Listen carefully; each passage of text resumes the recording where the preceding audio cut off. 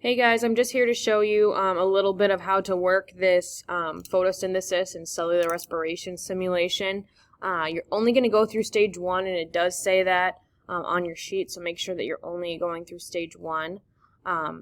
Make sure you're reading what it tells you to do, and then the first part here says click the energy source. You can actually click on these pictures. So the energy source in this picture would have to be the sun. So you're going to click on the sun, and then that's when your simulation is going to begin.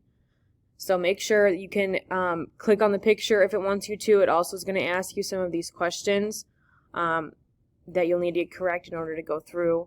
And it does kind of give you answers as you go along and gives you information, so it should be easy to walk through.